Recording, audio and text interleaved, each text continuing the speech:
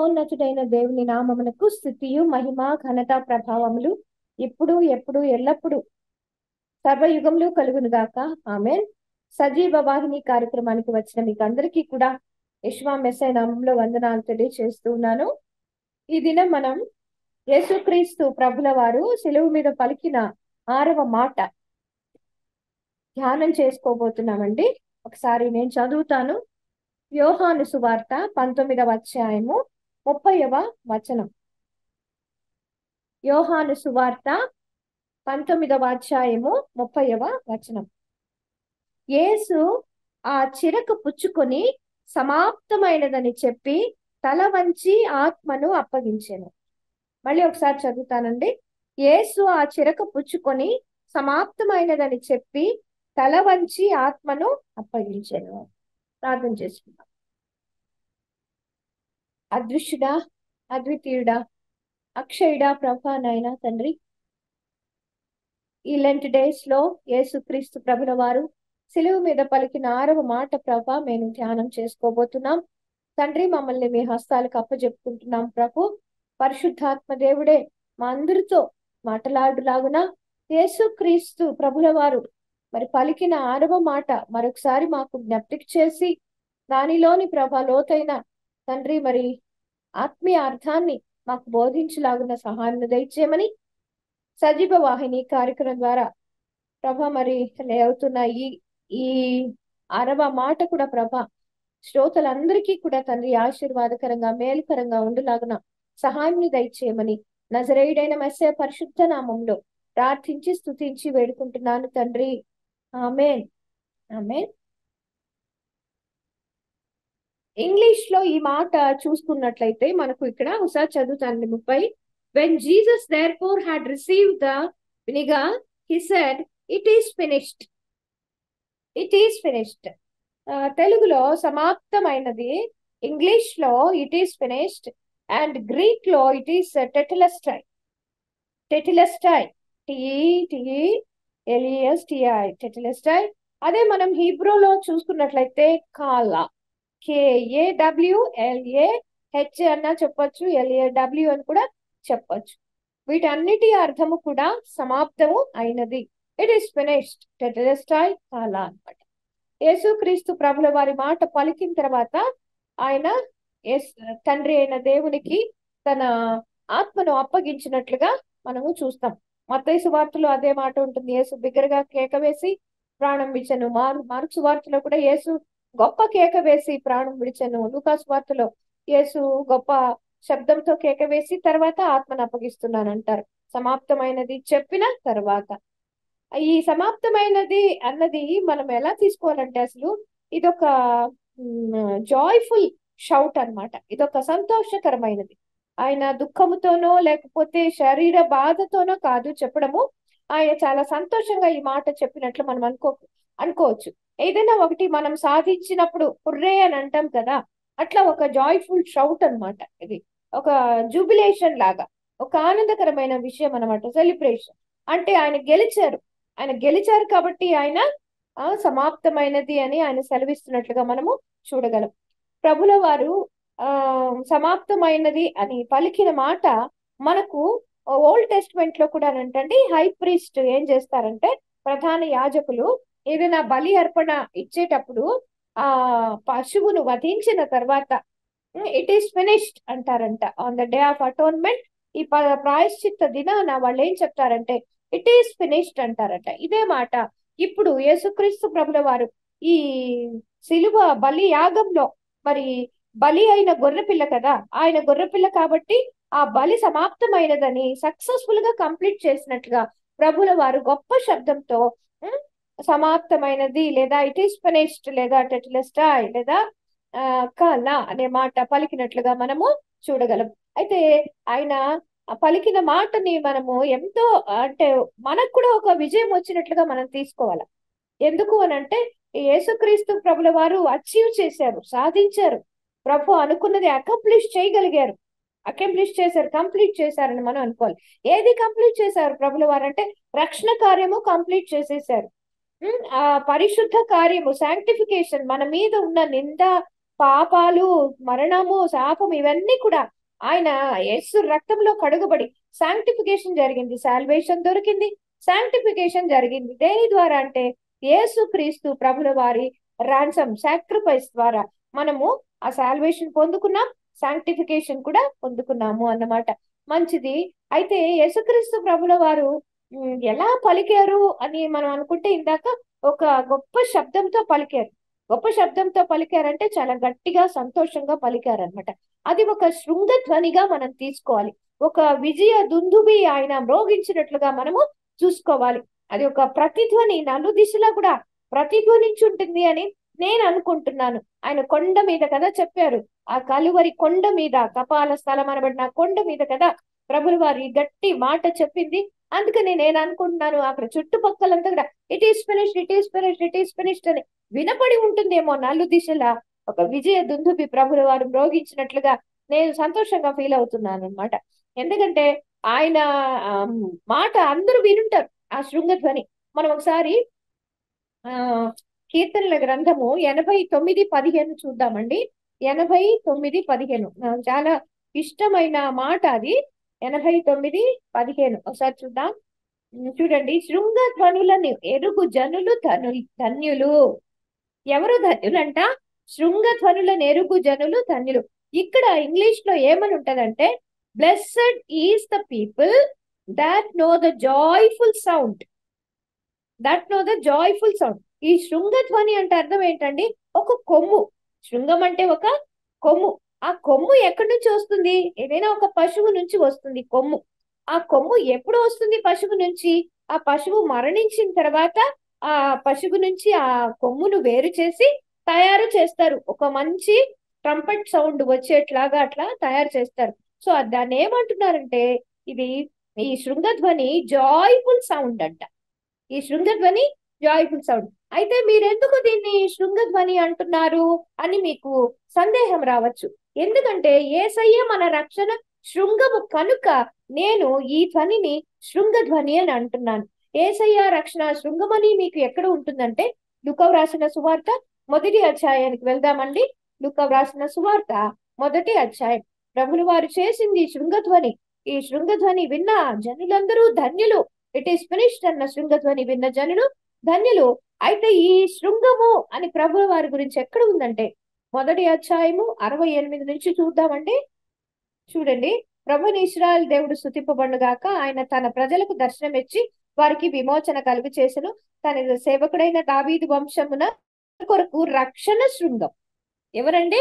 రక్షణ శృంగం. ఇందాక నేను చెప్పాను కదా ఎందుకు దీనిని శృంగధ్వని అని అన్నారంటే, యేసుక్రీస్తు ప్రభుల వారికి ఇంకొక పేరు రక్షణ శృంగం. ఇందాకే చెప్పాను, ప్రభుల వారికి మనకి రక్షణ అనుగ్రహించారు, సాల్వేషన్ ఇచ్చారు, శాంక్టిఫికేషన్ జరిగిందనమాట. సో ఈ శృంగధ్వని అంటే ఆయనే రక్షణ శృంగము కనుక ప్రభుల వారు పలికింది ఆ శృంగ ధ్వని అనమాట. మనం అది ఇది this is horn of salvation కదా. శృంగధ్వని అంటే హార్న్ ఆఫ్ సాల్వేషన్. చూడండి, హార్న్ ఆఫ్ సాల్వేషన్ అనమాట. ఇది మనం జ్ఞాపకం పెట్టుకోవాలి. ఇంగ్లీష్ లో క్రైస్ట్ ఏమిటంటే ఇప్పుడు ఇక్కడ ఆయన ఒక కాంకరర్ గా మనకు కనపడుతున్నారు. ఆయన ఒక జయశీలిగా మనకి ఇక్కడ కనపడుతున్నారు. ఆయన జయించారు, సమాప్తం చేశారు, కంప్లీట్ గా ఒక పనిని ఆయన ముగించినట్టుగా మనకు కనపడుతుంది. సక్సెస్ఫుల్ గా అకంప్లిష్ చేసినట్టుగా మనకు కనపడుతుంది. ఆయన విక్టర్ అనమాట. ప్రభు విక్టర్. ప్రభు నందు విశ్వాసం ఉంచిన మనం అందరం కూడా విక్టర్సే. ప్రభు నందు విశ్వాసం ఉంచిన మనం అందరం కూడా more than conquerors and we are all victors. Amen. Hallelujah. సరే, ప్రభుల వారు ఏమి సమాప్తి చేశారు అని చూస్తే చాలా మనం లేఖన భాగాలు చూడొచ్చండి. నేను రెఫరెన్స్ చెప్పి మీకు రెఫరెన్స్ లో ఉన్నది చెప్తాను. బైబుల్ మనం ఓపెన్ చేయడం అనేది టైం తీసుకుంటుంది కాబట్టి మంచిది. యోహాను సువార్త 6:38 ఏమని ఉంటుందంటే, నన్ను పంపిన వాని చిత్తం నెరవేర్చుటే నేను పరలోకం నుంచి దిగి వచ్చాను.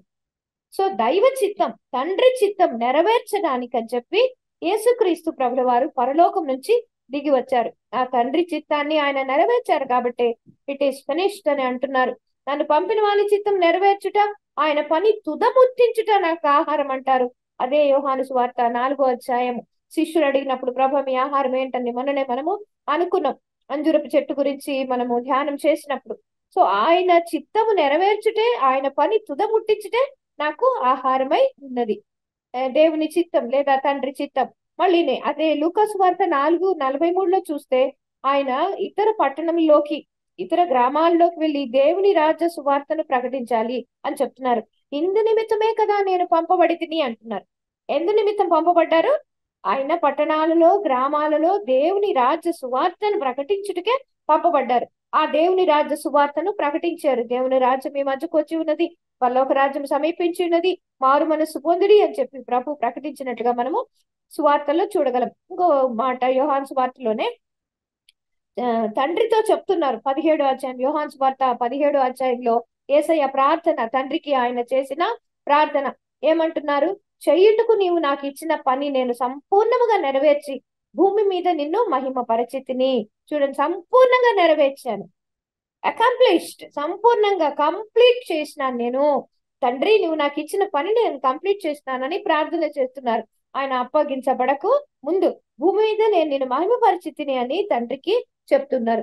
మత్తయి సువార్తలో ఎందుకు ఆయన వచ్చాడో కూడా మత్తయి సువార్తలో చెప్తారు. ఆయన మత్తయ్య గారు ట్యాక్స్ కలెక్టర్ ఏం చెప్తున్నారంటే, పాపులను పిలువవచ్చాను, పాపులను పిలువ ఇచ్చాను.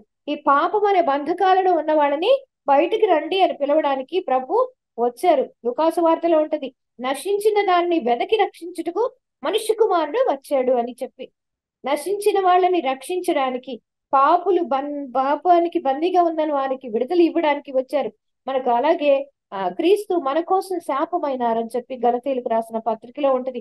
మనం శాపగ్రస్తులమైనం. ఎప్పుడైతే హవ్వమ్మ ఆ పండు తినేసేసి ఆదాము గారికి ఇచ్చేశారో, చాలా చక్కగా హవ్వ తప్పు చేసింది కదండి. ఆ మాట కూడా పౌలు గారు అంటారు, ఆదాము శోధింపబడలేదు కానీ హవ్వే శోధింపబడింది అంటారు. స్త్రీ వీక్లింగ్ ఏమంటాం, వీక్ లేడీ, చూడండి, విమెన్ ఆర్ వీక్. ఆ శాపం అంతా కూడా ఈ హవ్వ గారు ఈ మానవాళి మీదకి తీసుకొచ్చి పెట్టారు. అందుకనే యేసయ్య చూడండి, మాను మీద వేలాడిన వాడు శాపగ్రస్తుడు అని వాక్యం సెలవిస్తుంది. ఆ మాట ఓల్డ్ టెస్ట్మెంట్ లో కూడా ఉంటుంది, మన ద్వితీయోపదేశకాండంలో కూడా. కానీ పౌలు గారు చాలా నీట్ గా ఒక మంచి ఇన్సైట్ ఒక మాట అంటారు. కొరింథీయులకు రాసిన పత్రిక మొదటి పత్రిక 12వ అధ్యాయంలో అంటారు, యేసుక్రీస్తు ప్రభుని శాపగ్రస్తుడని అనకూడదు. మనం దేవుని ఆత్మ ఉన్న వాళ్ళం కాబట్టి మనము యేసయ్యని శాపగ్రస్తుడు అనకూడదు, శాపగ్రాహి అనాలి. శాపమైనారేమో గాని ఆయన శాపగ్రస్తుడు కాదు. ఆయన మనకు ఆయన బ్లెస్సింగ్, ఆయన మనకు, ఆయనే ఒక బ్లెస్సింగ్ మనకు. ఆయన ఎట్లా కర్స్ అవుతారు? అవరు. కాబట్టి ఆయన కర్స్డ్ కానే కాదు, శాపగ్రస్తుడు కాదు. ఆయన ఆశీర్వాదాన్ని ఇచ్చే దేవుడు, ఆయన ఆశీర్వాదానికి కర్త ఆయన. సో ఆయన ధర్మశాస్త్రం నుంచి, ఆ శాపం నుంచి మనకు విమోచన కలిగించినట్లుగా మనము చూస్తాము. యేసుక్రీస్తు ప్రభుని మనం శాపగ్రస్తుడు అని చెప్పడానికి లేదనమాట. ఆయన శాపగ్రస్తుడు, మన శాపాన్ని ఆయన తీసుకున్నారు, అంతేగాని ఆయన శాపగ్రస్తులు కాదనమాట. ఆయన ధర్మశాస్త్రం నుంచి, దాని శాపాల నుంచి మనకు విముక్తి కలిగించారు. యేసుక్రీస్తు ప్రభుల వారు పాపుల్ని రక్షించడానికి వచ్చినట్లు కూడా మనకు తెస్సలోనికి పత్రికలో కనపడుతుంది కదండి. ఆయన పాపులకి అంటే రక్షకుడు ఆయన. యోహాను సువార్తలో ఉంటుంది, సత్యమును గూర్చి సాక్ష్యం ఇచ్చుటకు పుట్టాను, నేను సత్యమును గూర్చి సాక్ష్యం ఇచ్చుటకు. ఆయన సత్య సాక్షి, ఆయనే సత్యము, ఆయన సత్యాన్ని గురించి సాక్ష్యం ఇవ్వడానికి నేను వచ్చాను. ఆ పని కూడా ఆయన కంప్లీట్ చేశారు. చూడండి, ఆయన పాపుల్ని పిలవడానికి వచ్చారు, అది కంప్లీట్ చేశారు. దేవుని రాజ్య సువార్తను ప్రకటించడానికి వచ్చారు, అది కంప్లీట్ చేశారు. ఇలాగా ధర్మశాస్త్రాన్ని నెరవేర్చడానికి, ఆ శాపం నుంచి మనల్ని విమోచించడానికి వచ్చారు, అది కంప్లీట్ చేశారు. మనుష్య కుమారుడు పరిచారం చేయించుకున్నట్టుకు రాలేదు కానీ పరిచారం చేయుటకు వచ్చారు. అనేకులకు ప్రతిగా క్రయధనముగా, విమోచన క్రయధనముగా తన ప్రాణాన్ని పెట్టడానికి వచ్చారు. ఇప్పుడు సిలువ మీద ప్రాణము పెడుతున్నారు, అది కూడా కంప్లీట్ చేస్తున్నారు అనమాట. అయితే మరణాన్ని ఏలుతూ వచ్చింది కదా ఆదాము కాలం నుంచి, ఆదాము నుంచి మనుషులని, మానవాళిని మరణం ఏలుతోంది వాళ్ళు చేసిన పాపానికి కారణంగా. కాబట్టి మరణాన్ని మరి మృతి చెయ్యాలి, మృతి చేయించాలి. అప్పుడు ఈ మరణం యొక్క బలం ఎవరికి ఉందంటే అపవాదికి.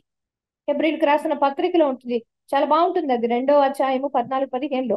మరణము యొక్క బలము గలవాన్ని అనగా అపవాదిని మరణము ద్వారానే నశింపజేశారు ప్రభు.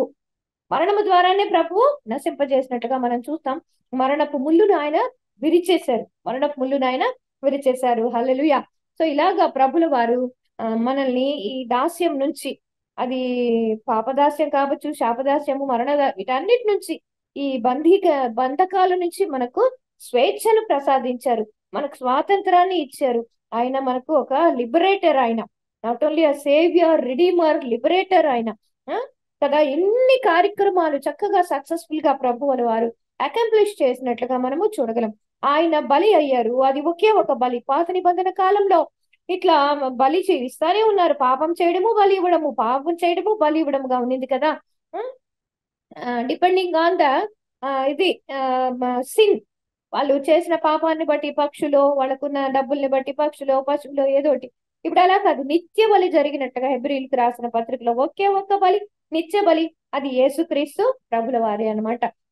అదేంటంటే సాల్వేషన్, శాంక్టిఫికేషన్ తో పాటు మనకు పర్ఫెక్షన్ ప్రభు ఇచ్చినట్లుగా మనము చూడగలం అనమాట.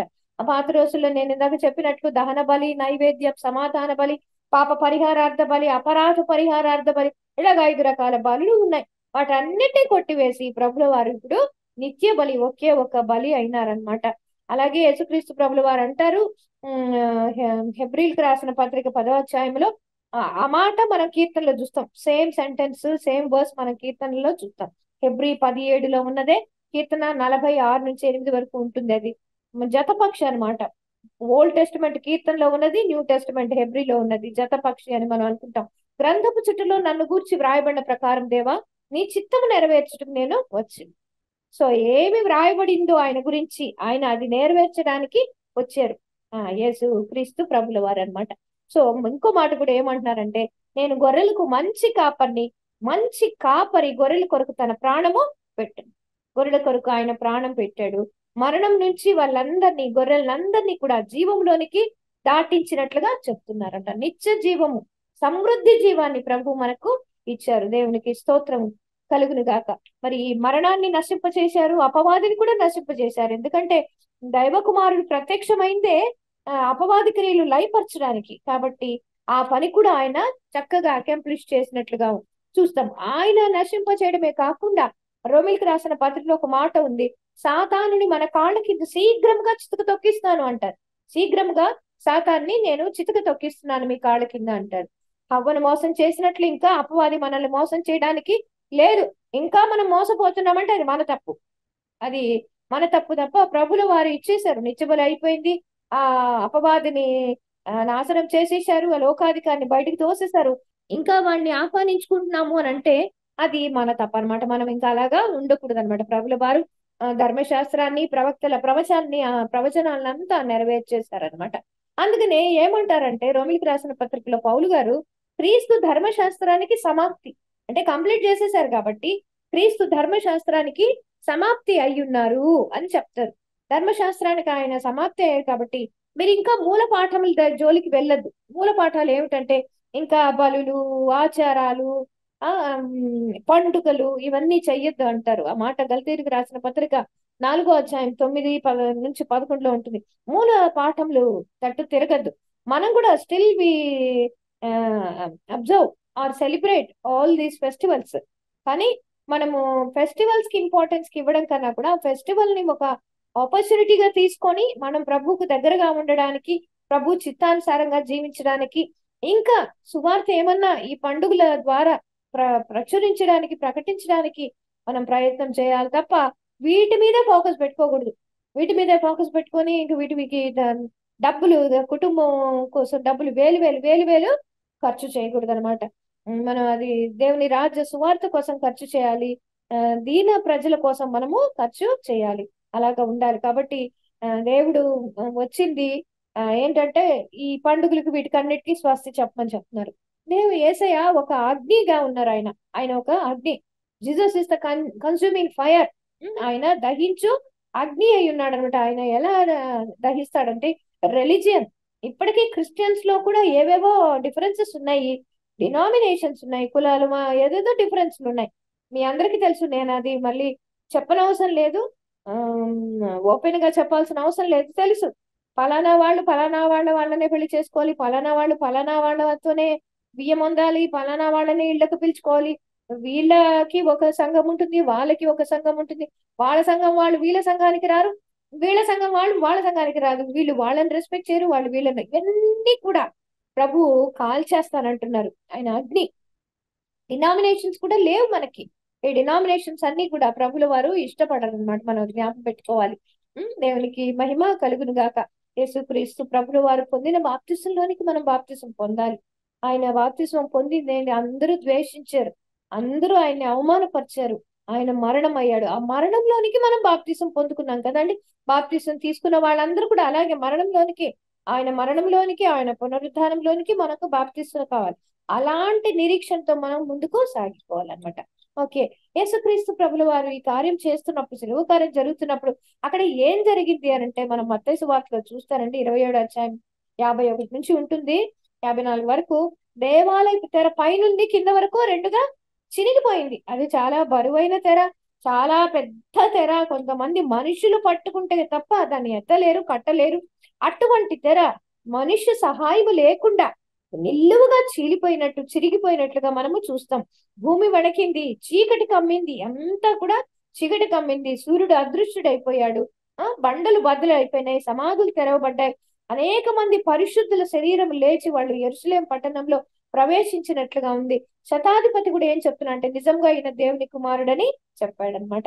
ఇవన్నీ చూసిన వాళ్ళు యేసు ప్రభు నిజంగా దేవుని కుమారుడని అన్నారు. ఈ తెర గురించి ఒక్కసారి మనం ఆలోచించినట్లయితే, యేసుక్రీస్తు ప్రభుల వారే ఆ తెర.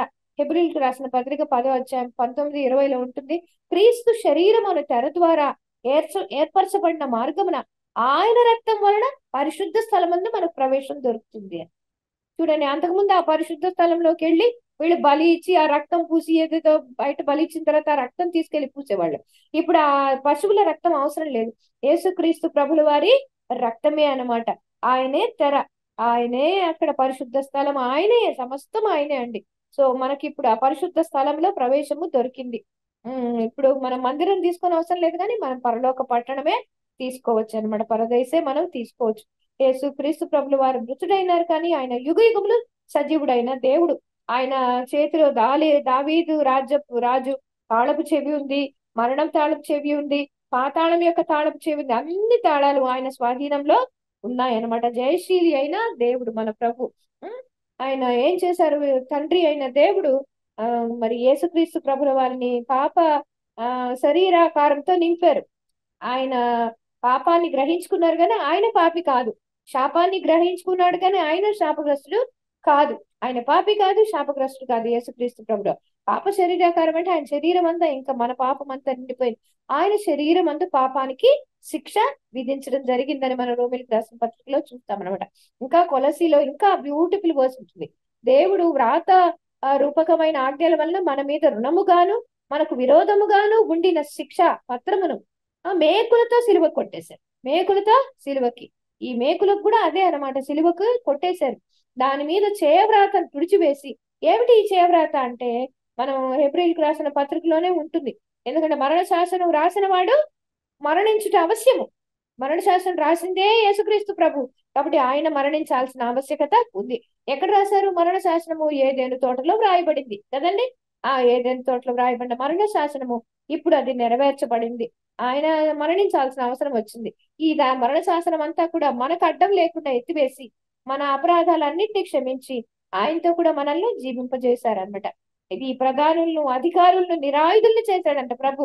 ఈ ప్రధానుల అధికారులు ఎవరంటే, మనం అక్కడికి వెళ్తే ఎఫెసీయులకు రాసిన పత్రిక 6వ అధ్యాయం 12లో పోతే, వాళ్ళంతా కూడా ఆఫీస్ బేరర్స్ ఆఫ్ సాటన్ దగ్గర అధికారులు ఉన్నారు, ప్రధానులు ఉన్నారు.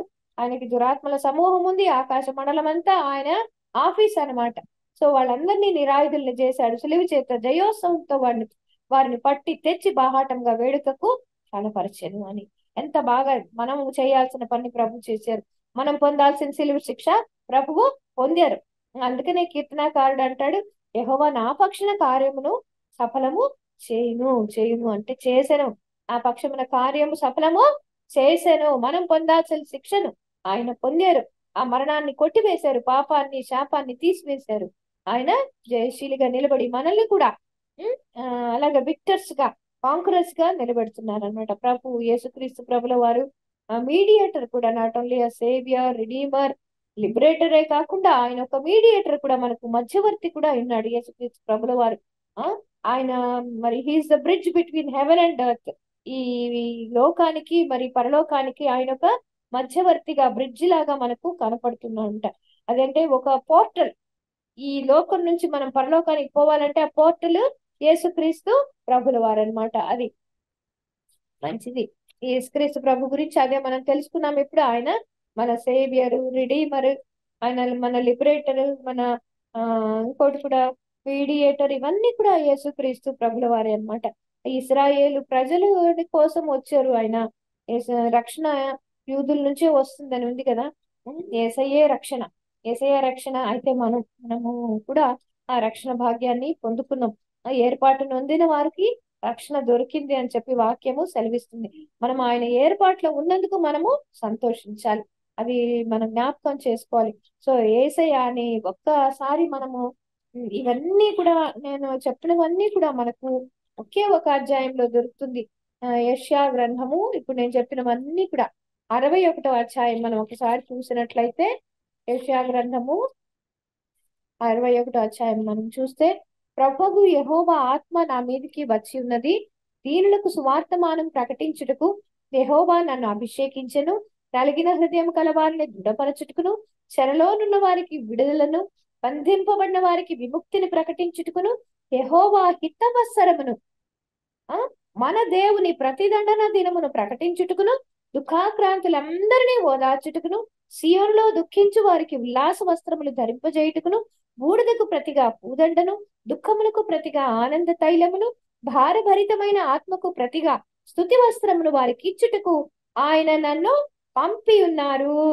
సో ఎన్ని ఉన్నాయి చూడండి, ఎందుకు తండ్రి అయిన దేవుడు యేసయ్యను పంపించారో అవన్నీ కూడా యేసుక్రీస్తు ప్రభుల వారు నెరవేర్చినట్లుగా మనము చూస్తున్నాం. పాపం నుంచి, శాపం నుంచి విడుదల, మరణంపై విజయం, దాస్యం నుంచి మనకు విముక్తి లేదా స్వేచ్ఛ, చెర నుండి కూడా మనకు విడుదల.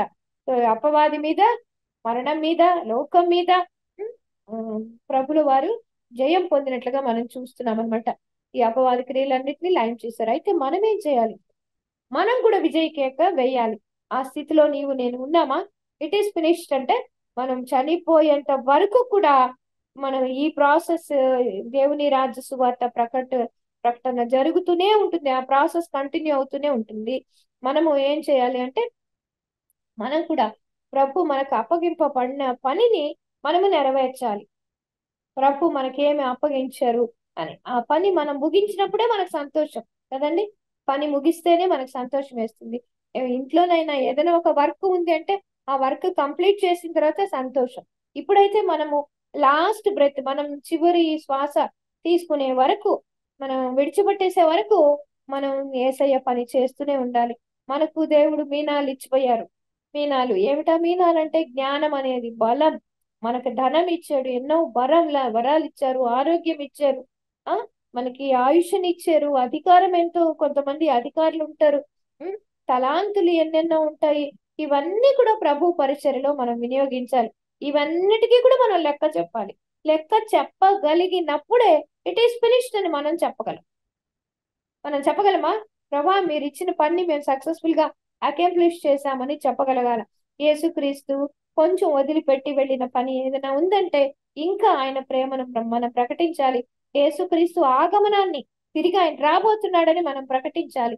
దానికి అదంతా మనం కంటిన్యూస్ గా చేస్తూనే ఉండాలి.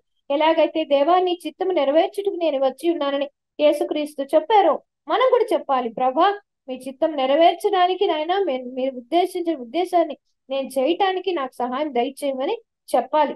ఈ మానవులందరూ కేకలు వేశారు, సిలువేయి అని. మనం ఏ కేక వేయాలి? ప్రభా నేను మీరు పని చేస్తున్నాను, ప్రభా మీ చిత్తాన్ని నెరవేరుస్తున్నానన్న కేక మనము వెయ్యాలి అనమాట. దేవునికి స్తోత్రం. ఆనాడు మంటల ఆదివారం అప్పుడు జయప్రవేశం చేశారు ప్రభు. ఇప్పుడు సిలువ మీద ఆయన ఇట్ ఈస్ ఫినిష్డ్ అని చెప్పి ఒక జయ కేక ఆయన వేస్తున్నారు. విజయ దుందుబి ఆయన మోగించారు. ఇది ఒక విజయ నాదం అనమాట. ఒక విజయ నాదంతో ఆయన విజయ కేతనం ఎగురవేసినట్లుగా మనము చూడగలం.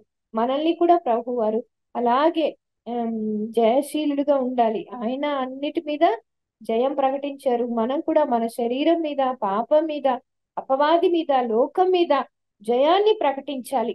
దేవుడిచ్చిన పనిని మనము చాలా జాగ్రత్తగా, భయంతో, వణుకుతో కొనసాగించాలి. అటువంటి కృప ప్రభు మనకు అందరికీ దయచేయను కాక. యేసయ్య ఎలాగైతే టెటెలెస్టాయ్ ఇట్ ఈస్ ఫినిష్డ్ అని చెప్పారో, మనం కూడా మనం ప్రభు దగ్గరికి వెళ్లే ముందు ఆ మాట మనం చెప్పగలగాలి. అటువంటి జయకరమైన జీవితాన్ని మన విశ్వాస యాత్రలో మనం దినదినము క్షణక్షణము పొందుకుంటూ సాగుటకు ప్రభు కృప మనకు అందరికీ తోడై ఉండి నడిపించునుగాక. ఆమేన్. ఆమేన్. మంచిది. ఆ మనము ఈ 40 దినాల లెంట్ డేస్ చక్కగా గెస్సమనే నుంచి గొల్గొతా వరకు అనే ఒక మంచి అంశం తీసుకొని మరి సజీవ వాహిని ఫౌండర్ గారు ప్రవీణ్ గారు చేస్తున్న ఈ మంచి కార్యక్రమాన్ని దేవుడు దీవించాలని కోరుకుంటూ ఉన్నాను. దీనిలో పార్టిసిపేట్ చేసిన వాళ్ళందరికీ కూడా దేవుడి కృప ఎప్పుడు తోడుగా ఉండి నడిపించాలని ఆశపడుతున్నాను. దేవుడి కొద్ది మాట దీవించి ఆశీర్వదించుగాక. ఆమేన్. థ్యాంక్ యూ అండి.